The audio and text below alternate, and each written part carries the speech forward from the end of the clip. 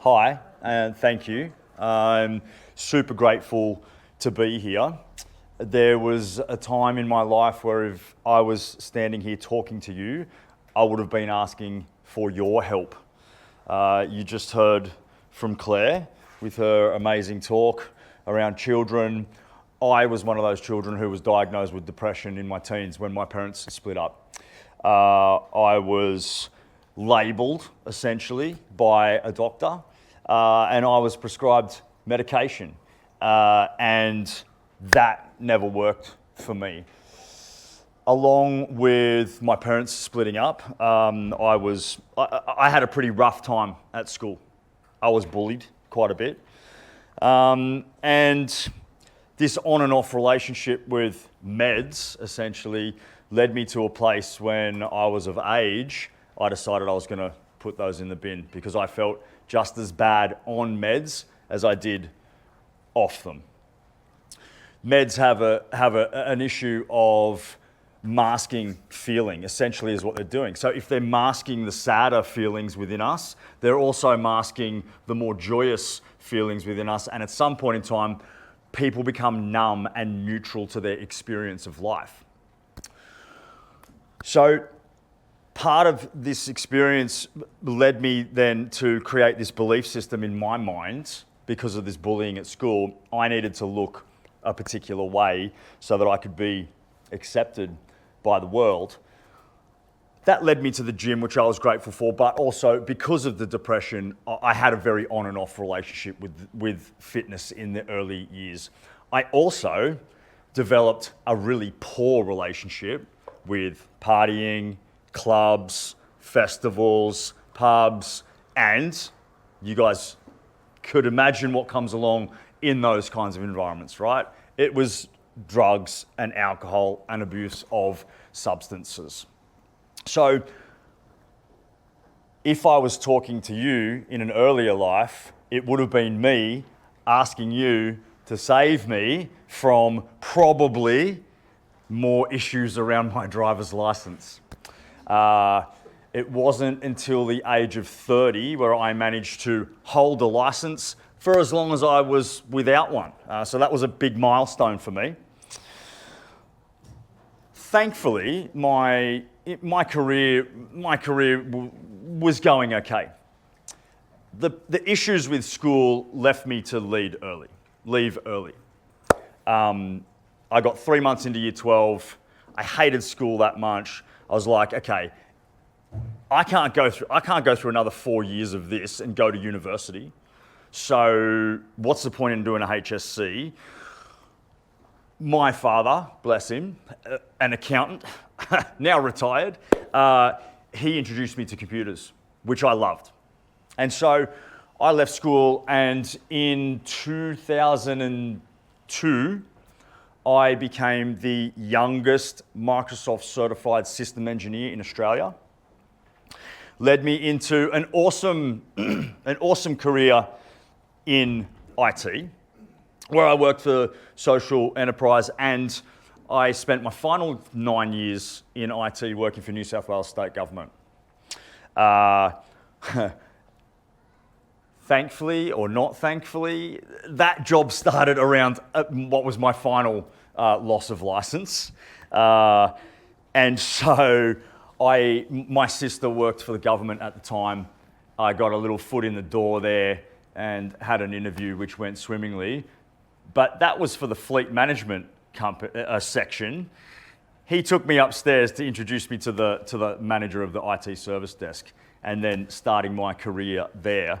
At Liverpool meant it was 20 minutes from home. I could get there on the train. Didn't have to drive a car, which I was now again banned from. And I took a bit of a step back there. I went from a network engineer back to answering phones. But I found a big sense of joy within that environment. All of a sudden, I was now connected directly to end users who worked for Department of Ageing, Disability, Home Care, Housing New South Wales, Docs, juvenile justice. And so I really thrived in that environment of answering phones and being able to help old Dorothy out the back of Burke, who all she wanted to do was have her respite centre work it running on for the day so that she could help her clients who were severely in need. At some point in time, I got sick of having to renew certifications year after year. We all recognise the advancement in technology is vast, right? And so I felt like I was back in that schooling environment, having to go through continual study and assessments and to prove myself. And so I moved from answering phones to IT service desk team leader, into problem analyst, into service delivery, into service support, and finally I decided project management was a space for me to go. Project management came with a series of problems. Of course, I already had a handful, right? Suffering depression, trying to manage it with training in the gym, which was a bit on and off. And now having to deal directly with CFOs, CIOs of government sectors. So pressure started stacking.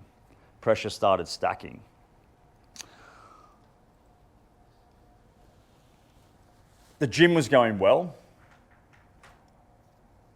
but I decided to go and get into the competitive space there. I became a long distance runner, a long distance cyclist, an obstacle course racer, a power lifter, and a CrossFitter. I had all the boxes ticked. When people ask me what my gym stuff looked like, I like to tell them that I trained 8 days a week. This environment was stressful. The work environment was getting more and more stressful. Inside government systems, as I'm sure you're very familiar with in the legal profession, you have red tape, bureaucracy, people who are just there for a paycheck. There's no real accountability because they're not spending their own money. This is not private enterprise, right? The money's never going to run out. And so people within these environments, from my experience, they really don't care. Finally, all of the pressures caught up with me. I got to a space of burnout. When that happened, I went from a person who was mildly enjoying my job by this stage. What had happened was chasing money further and further removed me again from the end user, right? And had me headbutting this ceiling. Burnout hit, adrenal overload, and I got myself to a space where depression just came crashing back down. I did not want to get out of bed and go to work every day. Also, still battling with this party style life that I led meant that most Mondays and Tuesdays I woke up with a fair whack of anxiety.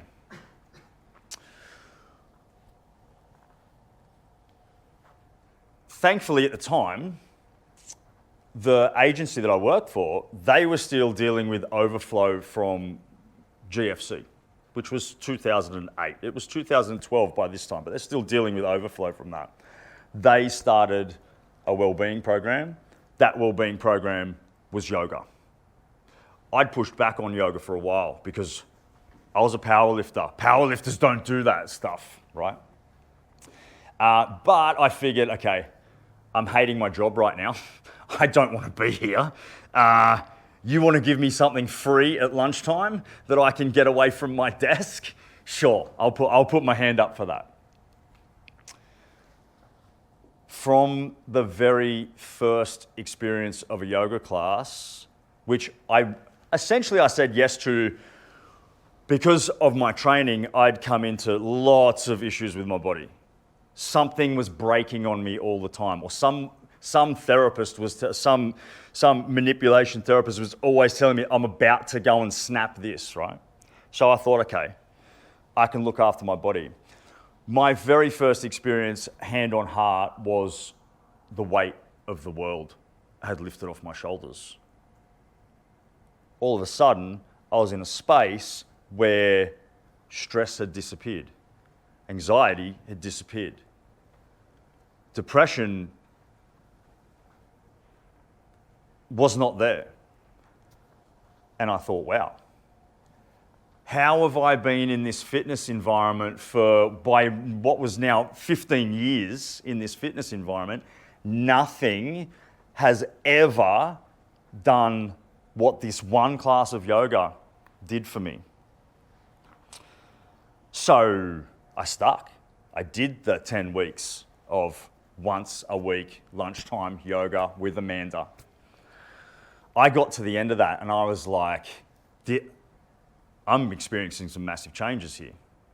This is so different. I found her studio and I became a dedicated practitioner at her studio. 2 years down the track, I was like, how can life be this good? I've never in my existence known that life can be this good for this long. I really quickly came out of the burnout. I came out of the burnout before the 10-week thing was finished. Depression is the thing of the past. I'd started separating myself from these friendship groups that were toxic. I was still dipping my toes in there a little bit. I wouldn't say I was fixed, but things were super different. I noticed that instead of driving home from work and ruminating over all of the problems that had happened that day and how I should have or could have handled that situation differently, also I noticed I'm not out in the future. I'm not worrying about the problems that I'm going to walk into later on tonight or tomorrow or next week and how I can get ready to combat those. I was like, I got to find out more. So I went to do my training. Not because I was going to become a yoga teacher. Don't get me wrong, I was not going to do that. I had fallen in love with my job again. It paid me really well. I was still a government employee, so to be honest, I did not do a lot of work. But I was happy to get out of bed each day, right? I was just so curious. How is this thing doing this? So this was a 200-hour training over 3 months. By the end of day 4, driving home from Bondi, I had this epiphany in my car that said, bro, you now have some of the tools inside of you that can potentially pull another human out of a shitty existence like you are used to living. So I made a vow in that moment that somehow, I didn't know how, but somehow I would have to pass on the gratitude. I would have to do this work somehow. Someone heard me. I don't know how. The universe decided I was made redundant 3 months after I was certified. So that happened for me in January 2015. They went, here's a paycheck, you can politely leave now. And I was like, thank you, the path was set for me. So One Big Heart opened in February of 2016. I don't really feel like I knew what I was doing. Ignorance is bliss, right? The journey of small business owner, startup, if you will, was troublesome. Came with its series of conflicts. The world, you could say the world was a little bit against me. Dad, as I said, God bless him, introduced me to computers. Well, he was like, Carl, what do you think you are doing? You cannot throw this career away and go and open a yoga studio. I've got yoga studios on my books, Carl. They don't make any money. How are you going to survive? I was like, Dad, I got to do this. I got to do. There's this calling. I got to do this. The mortgage brokers around the corner from my yoga studio, when I opened, they had an in-house bet. Would I make it past 12 months? I lost one of them a lot of money, I'm grateful to say. Fast forward a little while, I am now considered an ERYT 500 yoga teacher with International Yoga Alliance. This means that I have more than 500 hours certification. In fact, mine is in the 1,000 hours region. And I have 7,000 teaching hours under my belt. That badge allows me to be a continuing education provider for International Yoga Alliance. That means that I have a responsibility to provide training that enables teachers to maintain their certificates. This year, February this year, International Yoga Alliance handed me my official license to go and teach teachers from the ground up. So when I'm now, One Big Heart is now a registered yoga school with International Yoga Alliance, and we're accrediting people to travel around the world and teach. And I received a prestigious award in 2023. Oz Active, which is one of Australia's governing fitness bodies, deemed us National Studio of the Year. And I've entered that again this year to see how we go.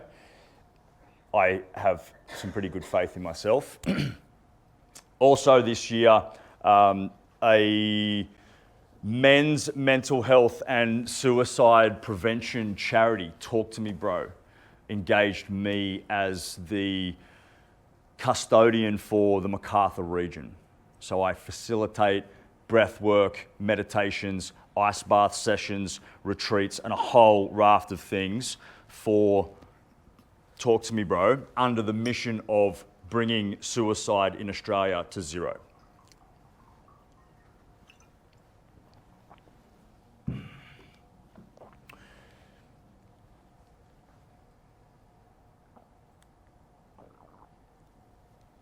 My personal purpose, I define as helping people find joy, ease, and gratitude for the world.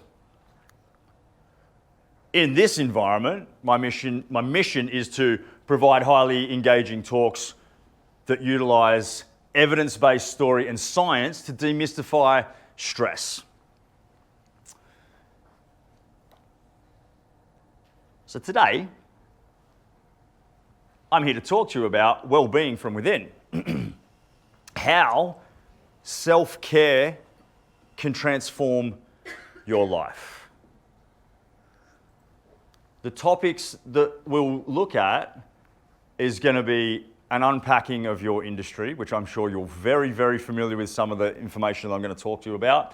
We're going to dive into what is well-being, what self-care isn't, redefining mental health, the path to real self-care, and I'm going to give you a series of simple action steps that you can take now. Now, I know a lot of you are into note-taking and a lot of you are taking photos of slides, etc. At the end of this, there is a QR code that will allow you to download my entire slide pack and get all of the series of steps that you guys can implement now, okay? So, the reality of your chosen industry. I'm hearing interesting conversations as I move around throughout the sea of lawyers who, again, grateful. Thank you for all the support and service that you give to people like myself. Along with that comes a series of struggles and challenges and stresses and strains. Who would agree by show of hands? Cool. 80, 90% of the room. All right, cool. So, I want to talk to you guys about your work week. By show of hands, let me start with what's going to be a decent number. By show of hands, who works at least 30 hours a week? Hand up. Cool. Keep your and laughter. Okay, great. Yeah, all right. Okay. Keep your hand up if you work at least 40 hours a week. Okay. Keep your hand up if you work at least 50 hours a week. Few. All right. Keep your hand up if you work at least 60 hours a week. Right. Yeah. Okay. Anyone doing 70s? 70s. Okay. Do you want to give us the number, guys? 75 to 80. 75 to 80. I realise why you have no time for yoga this morning, sir. The barristers in the room, though, so our situation. Okay. Yeah. Cool. All right. This is a massive problem. Now, you're in a situation where you can't say, I'm not turning up to court tomorrow, right? Yeah, right? So there's a whole series, and this is red tape bureaucracy. There's a whole series of clamps that are put around what your life is going to look like, yes? And essentially, your chosen profession has taken away a series of control that you have over your life. Yes? Right. So not only that, who works 7 days a week? Right, more than half the room. Okay. What's road trips to court like? Are we all in that space, driving to and from court? You'll need to educate me a little bit on this, because I've seen some of you in court while we're here, but you're in Thailand, so how are you in court? So has the digital space, is you in court right now? Was that a hand up? I'm in court right now.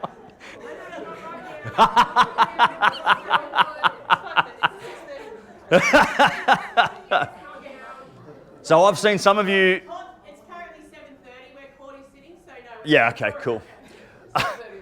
I have seen some of you in court while we're here. So has the digital space changed this a lot for you? Yes. Okay.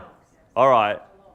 Right. And is that would be a good thing, I would imagine? Sometimes no. Some.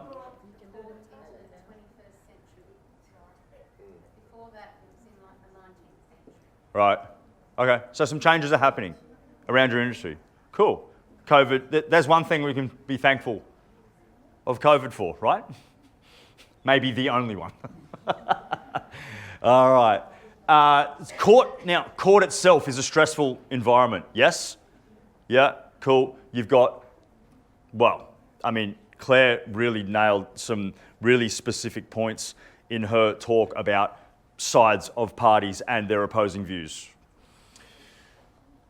Whether you're in cars a lot or not, Sandra, you mentioned this to me at breakfast this morning. You're always sitting at a computer or on your phone, yes? Yep, okay. And with 50, 60, 70 plus hours of work comes the stack load of paper and the timeless trawling through all of the information that you need to present, yes? Okay, cool. So let's get into some stuff. What are they saying? Well, 33% of you, how many people do we have here? 44. So 15 of you potentially have reported experiencing depression, right? 33% of lawyers are reporting depression. 20% of barristers are affected in these stats, potentially. Well, mate, that'll just be the ones that are brave enough to face up. Yeah? That's not even close. Okay, cool. All right. A study by the University of Sydney's Brain and Mind Research Institute found that, this number alarms me, 63% of solicitors and 44% of barristers reported moderate to very high stress levels of psychological distress, right? So that was in the Law Journal, New South Wales Law Journal. The one that distresses me the most is that 61% of 61% of lawyers are reporting stress, which is 24% above international standards. 61% of Australian lawyers are reporting that, 20-something% above international standards. Okay, sorry. So that stat around the 61%, that was around burnout, right? 61% of Australian lawyers have reported experiencing burnout, surpassing the global average of 48%.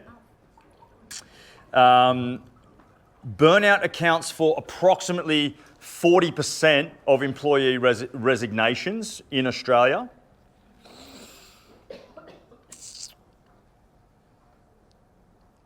Okay.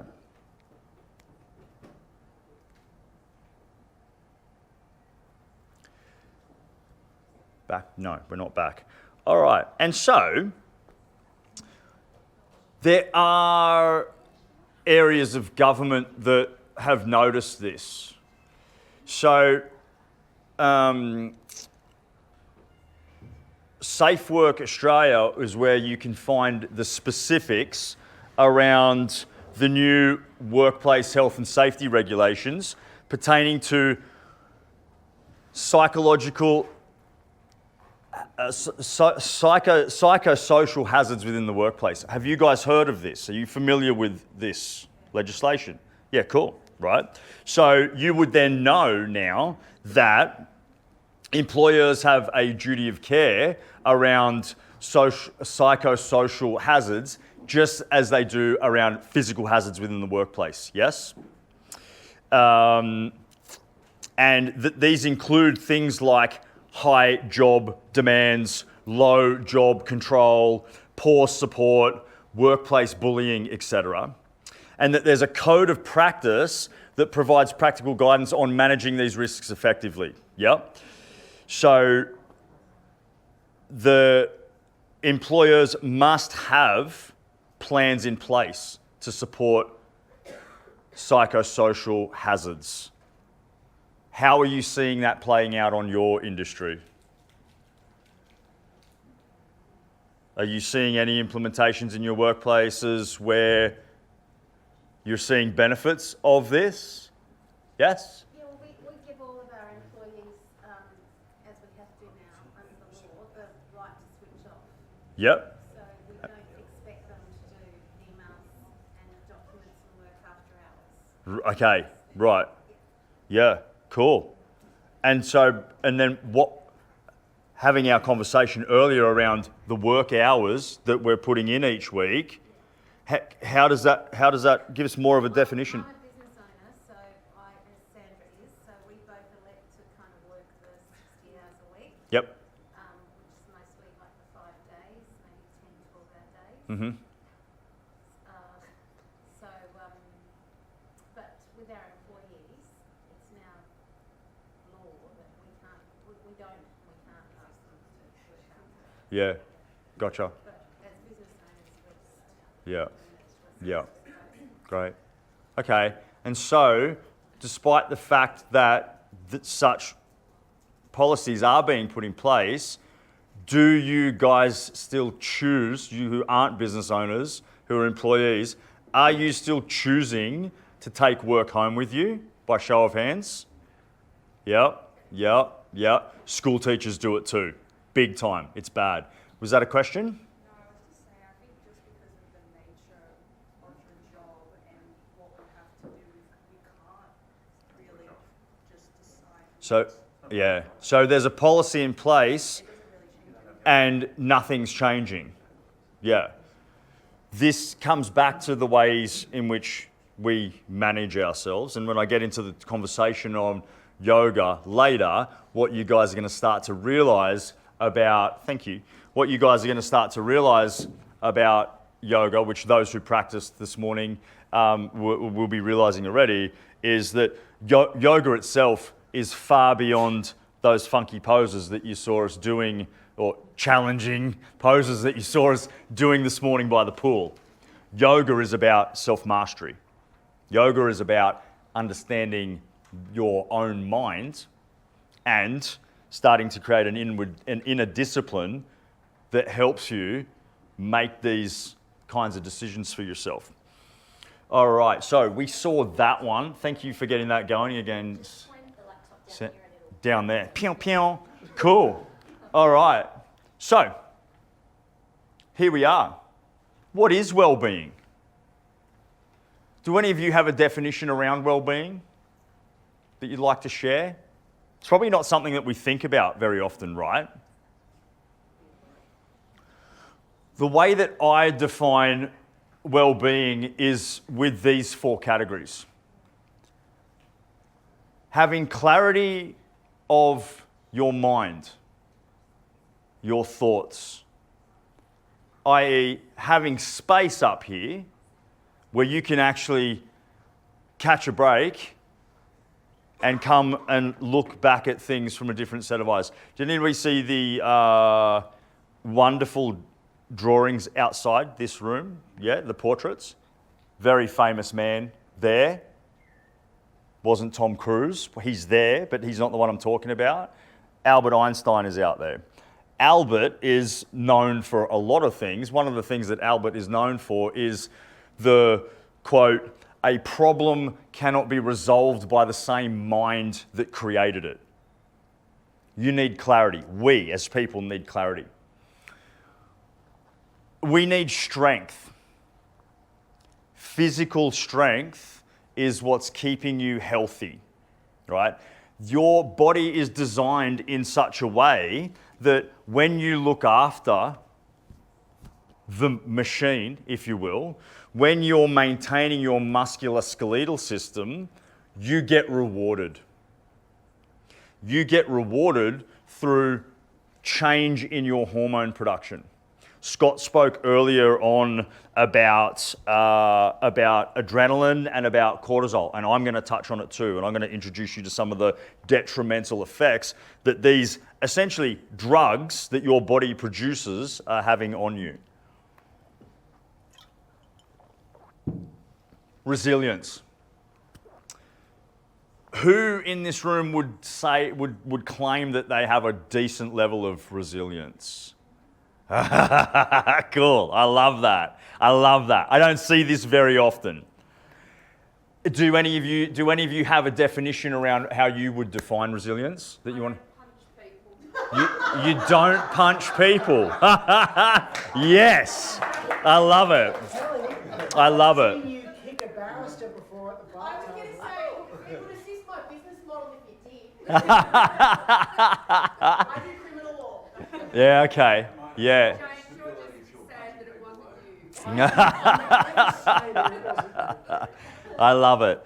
There was a time in my life where this mission to get over depression and anxiety by using the gym as a fitness modality, plus my issues are on the weekend, led me to punching a few people in the street in King's Cross, which was not something that I look back on proudly. But yes, resilience. Okay, so any level up on I don't punch people. Just being in the profession for more than 5 years is the definition of resilience. But yeah, okay, yeah. You've made it great.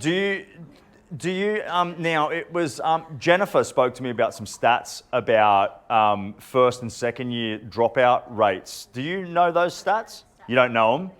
Jennifer, who from Soden, spoke to me about those stats one time. The number was alarming. It was like 45% or something of first year dropouts in your chosen industry. Yeah, do you see that? That's the first year of law. Yep. Yep. Our first lecturer ever told us, look around, and everyone's sitting here, Yep. and we'll do the same thing at the end of that semester. Yep. And it was maybe 50%. 50%. Yeah. Yeah, I'm sure the number that Jennifer reported to me was somewhere like 43%. 30% says AI. God. How good is ChatGPT? Thank you, ChatGPT.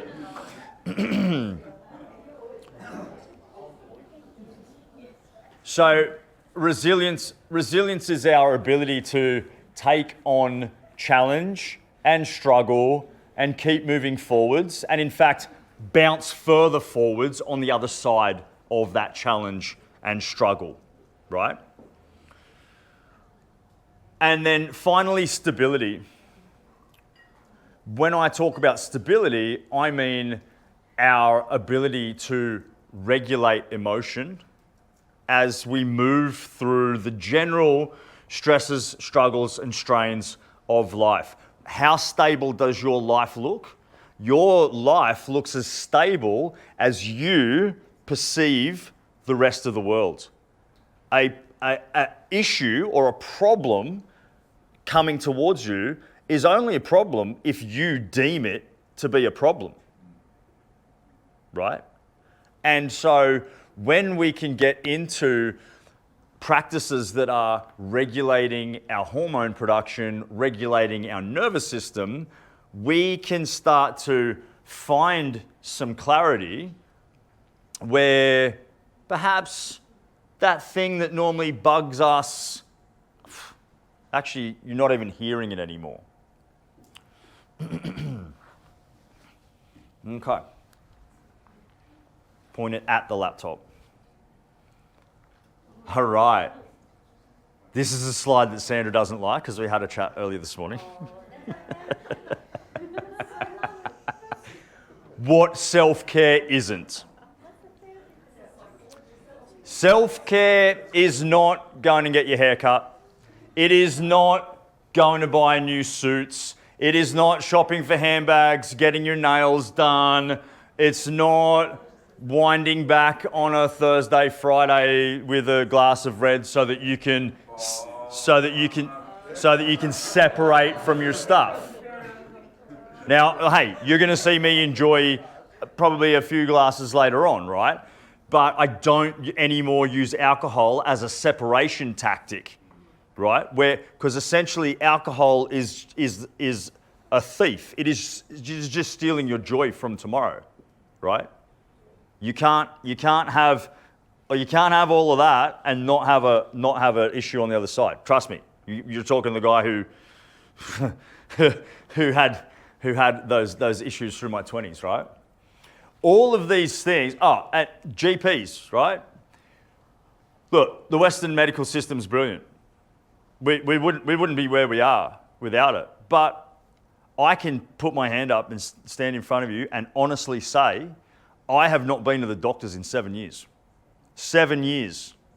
Probably more. I don't know how to track it exactly, right? GPs and hospitals are for dire situations only. The only chemist that you should ever need exists right here. And it depends on what food you put into yourself or don't put into yourself. What are you nurturing yourself with? And what habits are you engaged with that are keeping your nervous system spiraling and keeping your chemical production in a bad place?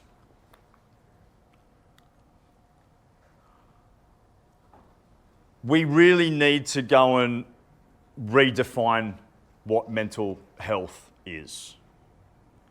For such, this whole movement was needed to be developed. Because as we're becoming further and further into the future, and everything is getting more and more advanced, we are taken as people, we're taking further away from our ancestral groundings and our ancestral practices. Nothing is sacred anymore. No one understands the spiritual connection, right? And so the area of mental health is something that definitely needed to come into existence, because we needed to understand it from a medical / scientific idea. But a little bit like Claire alluded to before, the mental health arena has come up with a series of labels. As a child, when I was diagnosed with depression, all of a sudden, I, in my mind, now walked around with a massive sign on my forehead saying, I'm depressed. I have depression. I have to take meds so I'm not that. But like I said, they didn't work. Anxiety is huge. In my yoga studio right now, I'm working with 5 paramedics and 4 police officers who are being discharged from their chosen career with PTSD. But this view of mental health is wrong. We've catastrophized it. And when we think mental health, or for someone to claim that they have any mental health stuff going on, we think in our minds that we're in the battlefield. Mental health is not that. Mental health is just reality. It's the stress and the strain that you all admit that you experience through your daily lives. And not just through work, it's your social stuff, it's family stuff, it's finances, right? But stress is the precursor for all mental health. Stress is the precursor for all physical disease, in fact, because stress creates inflammation within your body. And inflammation is the nesting ground. It's the triggers, right? So if we can move away from thinking that when someone says mental health, we mean that, and if we can come over to this place where mental health's something totally cool to talk about. It's totally fine. And we should all be talking about it, and we should all be talking about it with our social circles, with our families, and with our work peers. Like a little check-in. Like, how are you today? Honestly, how are you? Good? How are you really? Because you just ended that with an upward inflection, and Scott tells me... Where is he? He's not in the room. He's not in the room. Yeah? How are you really? You are. I mean, we're in Thailand. Who wouldn't be good, right?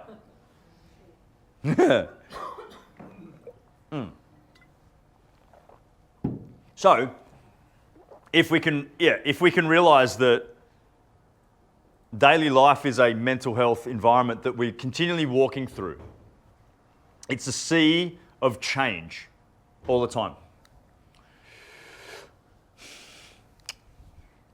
Cool.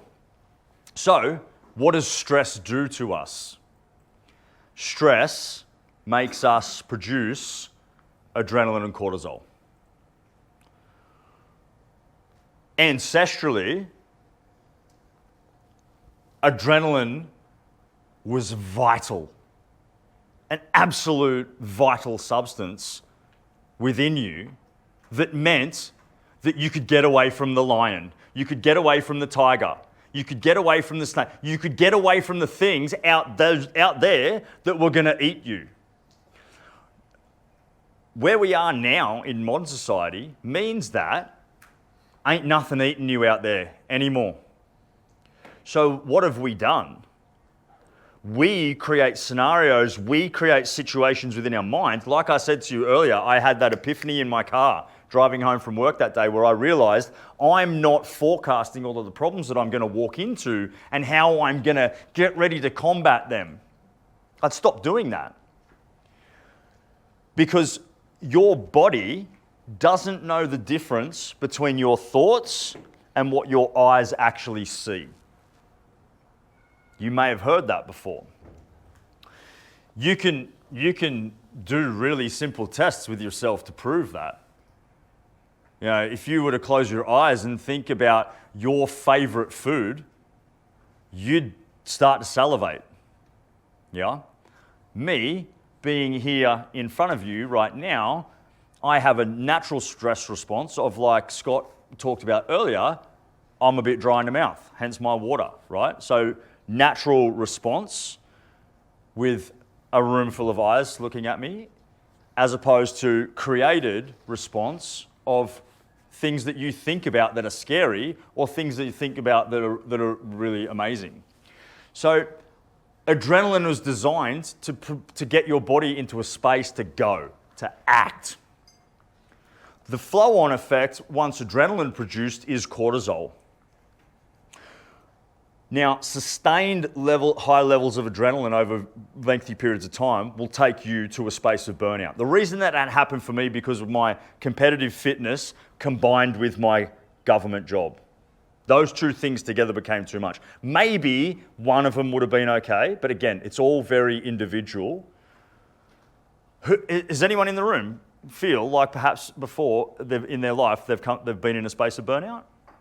Couple? Whoa, okay, yeah. But thanks for your honesty, people. Thank you for your honesty, right? This is what I'm talking about. When I say mental health ideas of that needs to be shifted, we should all be able to be open and honest about our stuff like that, because when we are, it provides us space to connect and talk. Now, all of a sudden, all of you who just put your hand up realize if that situation comes up again for you, you've got another person that you can talk to about it, right? So, cortisol is responsible for, in large doses, reducing your IQ by up to 50%. 50%.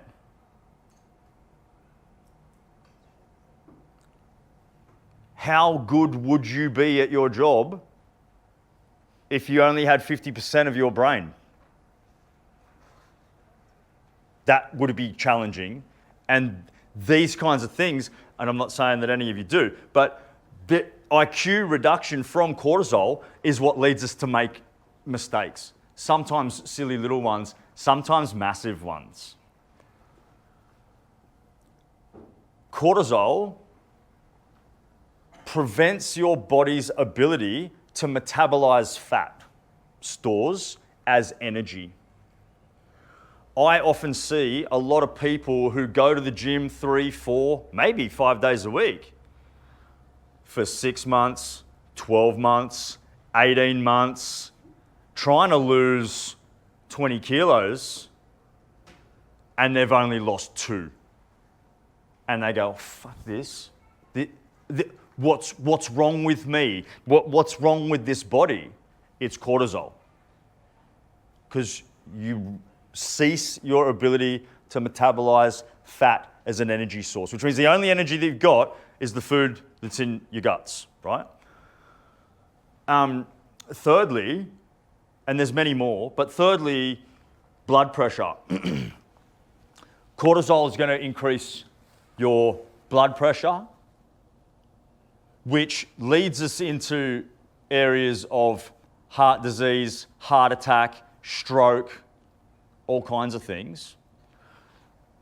And of course, you can go to the doctors and you can get some meds for high blood pressure.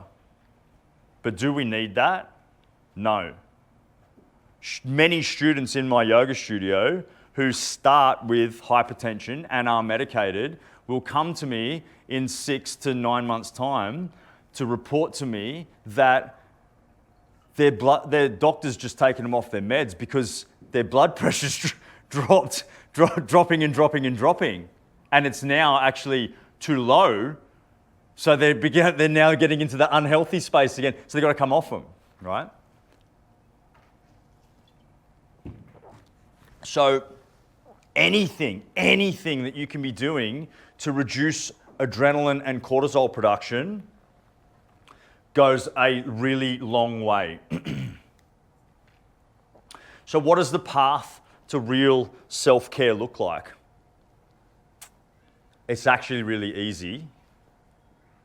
but it needs to start with the piece of self-mastery. The conversation with self that says, I do matter more than this situation that's in front of me right now.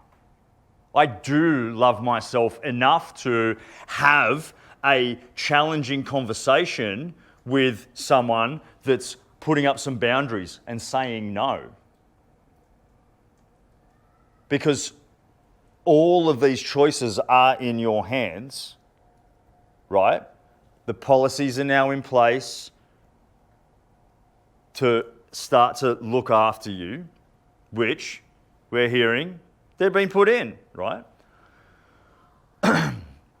So the path to real self-care looks like a whole range of things. It looks like things that connect you with nature. It looks like things that enable you to create focus. We get ourselves really confused between problems and symptoms. Who would say that that their busy mind is a problem? Yep. Come on. Only that many? Right. A busy mind is plaguing to us, but it is not the root cause. It is not the problem itself. Busy mind is a symptom of another problem, and that problem is a lack of focus.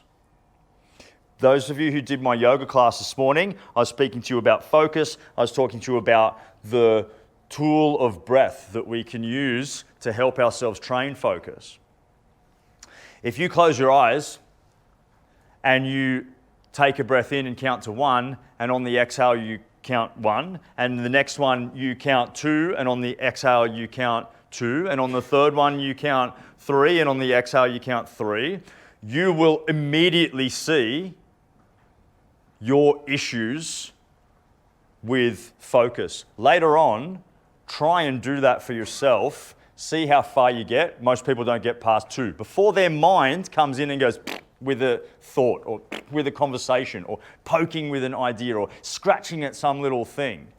Because the muscle of focus within the mind is weakened within all of us because of our engagement with this super busy world. And when we talk about things like resilience, it's having an effect on your resilience. So, some steps to implement now. I'm going to give you 3 breath works, and we're going to experience them here in this room. I'm going to talk you through them. So this first breath work, you might have heard of it before. It's called box breath. This is really good at nervous system regulation. In fact, box breath can reset your nervous system in about 60 seconds. So, lean back into your seat, close your eyes for me, just place your hands somewhere where they're comfortable. Cool. And take a big breath in through the nose, and take a big breath out through the mouth. Cool. And then inhale, 1, 2, 3, 4, and pause, 2, 3, 4, and exhale, 2, 3, 4, and pause, 2, 3, 4. Breathe in, 2, 3, 4, and pause, 2, 3, 4. Exhale, 2, 3, 4, and hold, 2, 3, 4. One more round. In, 2, 3, 4. Pause, 2, 3, 4. Exhale, 2, 3, 4, and pause. And come back to me whenever you're ready. You all look really different. Everyone's faces has just gone, ooh. Do you feel that? Yeah, I can see it in your face. All of you, I can see it. Really simple tool, okay? Really simple tool. You can use this at your desk.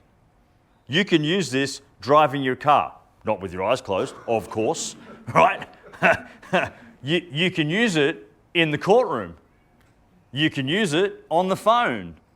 You can use it in the shower. You can use it to put yourself to sleep at night. There's a yawn right there. Espresso martini up next.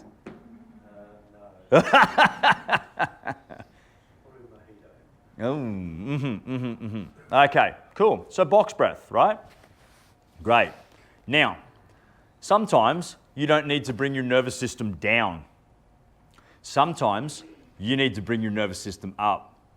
Like, let's say you've been doing your old drill of work until 3 in the morning and you got to get up at 6 to be in the office to then get to court by 9 and you're going to fight all the traffic and you're like, you try not to fall asleep while you're driving the car. Who's had that experience?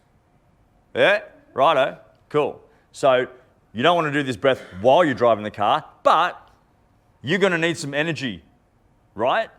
So before you go in to do your thing, whatever your thing is, behind your desk, with your boss, in the courtroom, wherever it is, holotropic breath makes your energy spiral up, right? It's going to sound like this.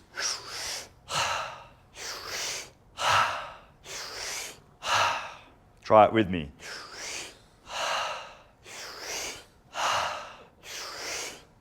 Close your eyes. Good, keep going. Breathe belly and ribs and out. Belly and ribs and out. Belly, ribs, out. Belly, ribs, out. Now big one in. Hold. 3, 2, 1, and come back to me. Whoa. What did you feel then? Dizzy? Yeah, a little bit dizzy. Yeah, it'll do that. Yeah, that's why you don't do it driving a car. Cool? Because yeah, you will. You'll hit the armor rail, okay? What else did we notice? Dizzy? Heart rate up. Yes. Temperature up. Did anyone get that? Did you get temperature up or did you get temperature down? We can have different effects. You got up, up, up. Cool. So that breath will charge you, right? When I'm training in the gym, before I go for big sets, I'll do one of them. And then I'll go pump out my big 3 RM for the day or whatever, and bang, I'm done. And it's always bigger than what it was before. Cool. Okay, so holotropic breath. You can use that to bring your energy up. Now, sometimes you might be feeling a little bit confused, right? So you're not in the sluggish or the depressive sort of state, and you're not necessarily in the anxious or worried state, but things are just a little bit confusing. What you can use here in yoga, we call it Nadi Shodhana. That translates to alternate nostril breathing. So take your first finger and your second finger, put them on your forehead. Cool. Block your right nostril. Inhale through the left one. Block the left, exhale on the right. Inhale on the right. Switch and exhale. Inhale on the left. Switch and exhale. Inhale on the right. Switch and exhale. Cool. All right, come back to me. Who noticed one side's blocked? Yep, half the room. Cool. So that's meaning that the one side of your energetic channel is blocked, right? So you may or may not be aware, we have a logical and cognitive side of our nervous system and body, and we have a free-flowing, emotional, flowing, creative side of our brain and nervous system. That breath will bring these two sides into equilibrium. So if you're really caught in the logical, algorithmic, and you need a bit of creativity and it's not there, that's going to bring it back for you.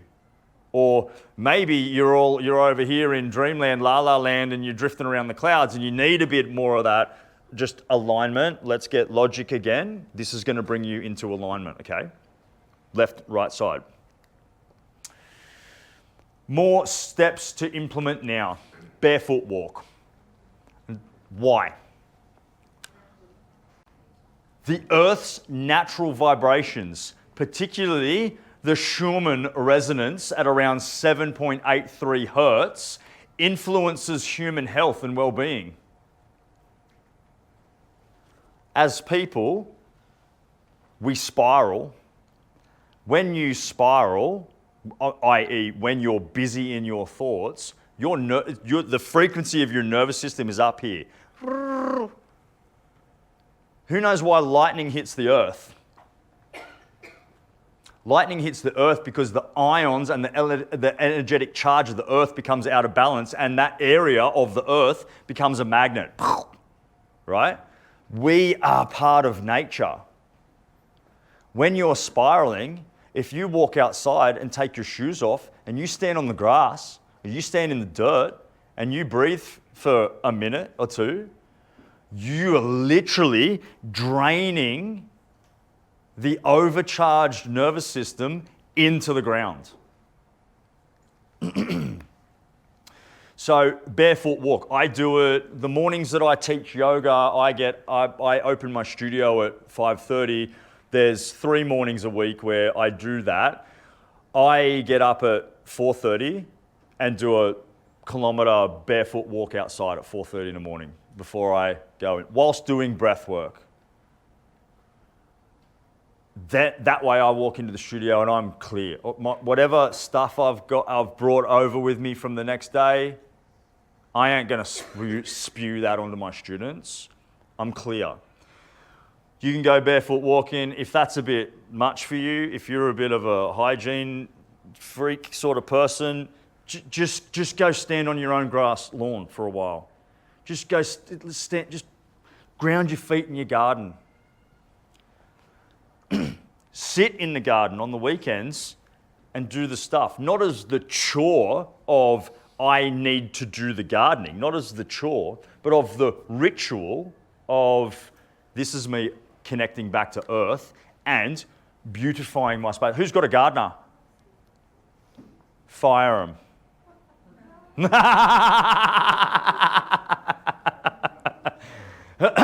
Okay. Sit in stillness. You know it's 1 o'clock, right? Like 4:05. Yeah. We're almost done here. Thanks. Thank you. Yeah, I started late. Sit in stillness. Don't tell yourself you're sitting to meditate. Why? Because you don't fucking know how to meditate. It's simple. And if you sit to do something that you don't know how to do, you're setting yourself up for failure. In fact, what I teach my students is meditation isn't something that you do. Meditation is something that happens to you when you create the right conditions on the inside.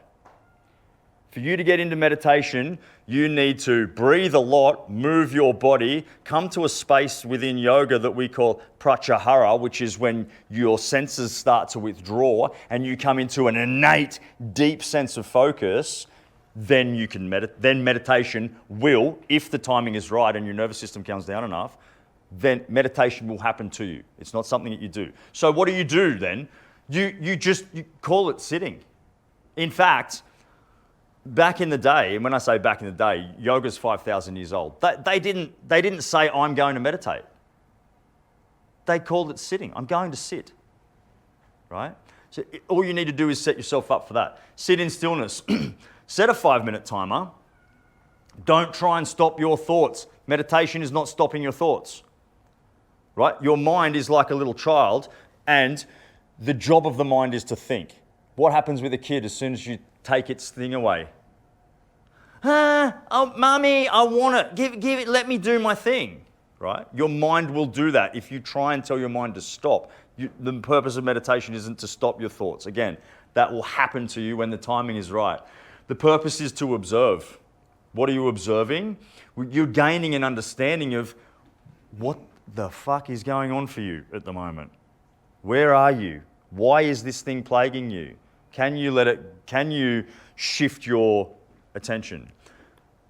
Sit in stillness. 5 minutes a day. Create a sleep routine. Anybody got a sleep routine?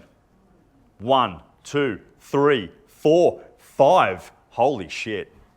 Thank you. Thank you. What do you want to share? What's sleep routine look like?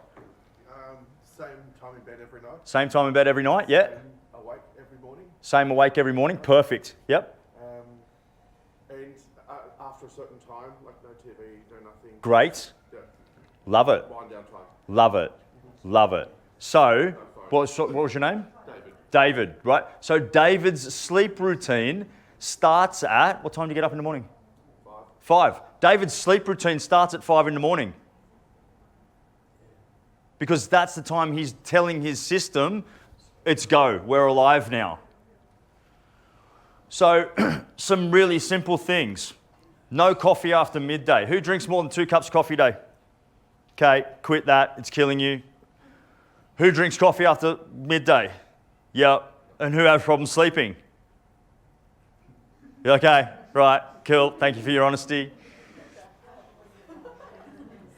So no coffee after midday. Coffee's not giving you energy, so stop telling yourself that. Caffeine is an inhibitor. It's an inhibitor. It's blocking your tired receptors. It's not giving you energy. Have dinner on the table by 6 o'clock at night. They're like, we're not even home at 6 o'clock at night. I just dim the lights. Who's got like their house set up with LEDs and things like that, timers, etc. Right? We are photosensitive. Who's been camping?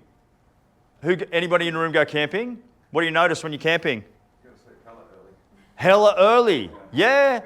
Because like I said to you before, humans are part of nature. We're designed to fit in with the rhythms of nature. There's no fluoro lights out there in the middle of the bush. When the sun goes down, your body goes, the nature is putting you into sleep routine. Okay? So dim your house by 7. In winter, 7's probably even too late, right? It's probably even earlier, like 6. Like David said, set all your devices to do not disturb. No TV after 8. Read a book instead.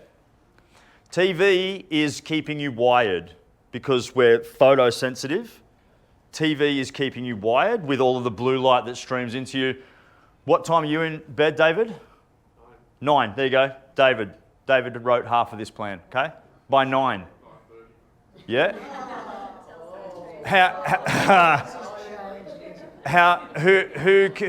Who gets to sleep within 30 minutes? 2. Cool. 2, 1. Yeah, okay. All right, yeah. So bad sleep patterns. Yeah, cool. Who gets to sleep within about an hour? Yeah. What time do you go to bed? If I'm home, about 10. Yeah. 10. So really you're asleep by 11-ish, maybe if you're lucky. What time do you get up in the morning? 6:30. Yeah, right. Cool. So all of a sudden we're talking about 6-ish hours of sleep. And that's not even starting to look at the quality of sleep, right? Cool. So set yourself a sleep routine. Cool. All right. Carl's book list. Remember I said you'll get the slides, so no need to take a photo. But I've found these amazing. 7 Habits of Highly Effective People. Who's read it? Cracker, no-nonsense book to help you understand your mind and how you keep setting yourself up for failure. Atomic Habits, the notion of stacking a series of small habits together so that one chains into the other, so that change within your life is not so hard. The Biology of Belief, Bruce Lipton, brilliant read, brilliant man. He will talk to you about changing your DNA through your beliefs. The Power of Now, Radical Forgiveness, and Identity Crisis. That's my 6 books to read. Who gets massage regularly? Couple of you. Okay, massage is great because it's going to get you out of your mind. It's going to get you into your body. When you're in your body, your nervous system's resetting, your hormone production is resetting. I've got you 50% discount with MSK therapy in Smeaton Grange. Tell them that you're from the Soden Law Conference once you book and when you're at your checkout. Tell them you're from the Soden Law Conference. They will give you 50% off. They're not just massage. They do chiro, physio, osteo, dry needling, all the stuff, but they have remedial and sports massage in there. Amazing, okay? Anybody used hot or cold therapy before? Yeah, cool. Okay, great. Well, I've got you some more discounts. Recovery Round in Smeaton Grange. Get 50% off your first visit there. They've got float tanks, saunas, cold plunge, all that sort of stuff, okay? Break stuff. Who experiences aggression? Not me.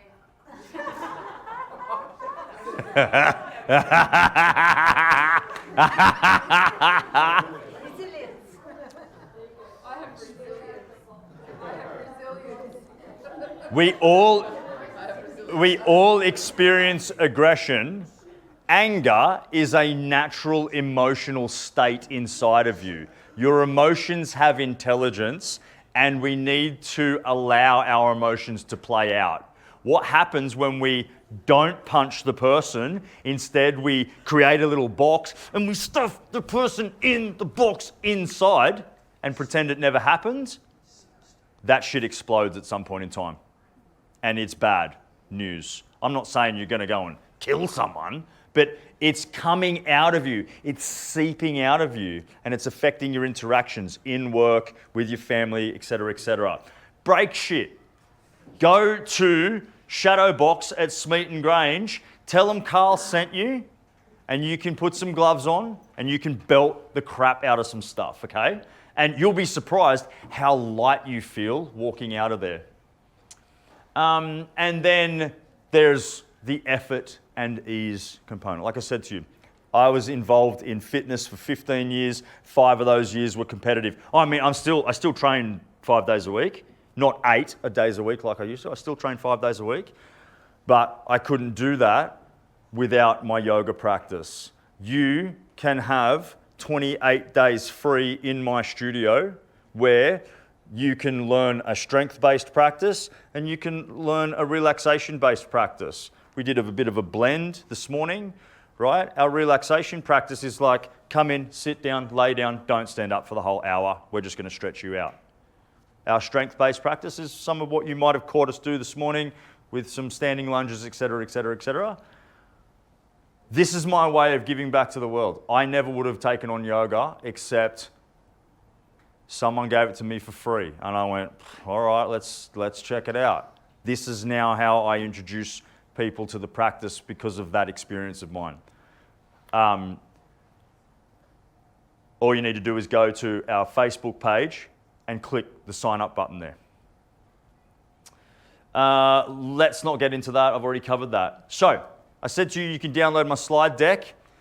Grab your phones out. Go hit the QR code there. This will allow you to get that whole slide deck with all that stuff to go and do at home. So you can remember it all. You can follow it like a little sequence every day, every week. What it'll also do is it'll pop you into my blog posts. So I have 2 weekly blogs. One is around physicality and moving your body, and the other is around mindset. Of course, you know, if you don't want them, there's an unsubscribe button. Fine, but go hit the QR code. You can grab that slide deck. People, it has been an absolute pleasure.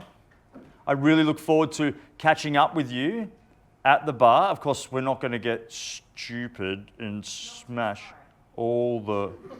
Nah, tomorrow, right? It's tomorrow. Okay. Yeah, look, hey, come see me out there. Come talk to me. Nice, chilled environment. Ask me all the questions you want.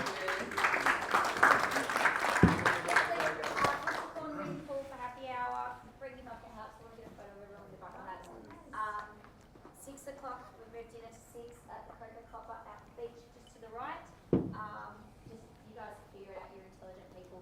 And 7 o'clock for yoga and all the rest. Yeah. Thanks, guys. 7, yoga in the morning.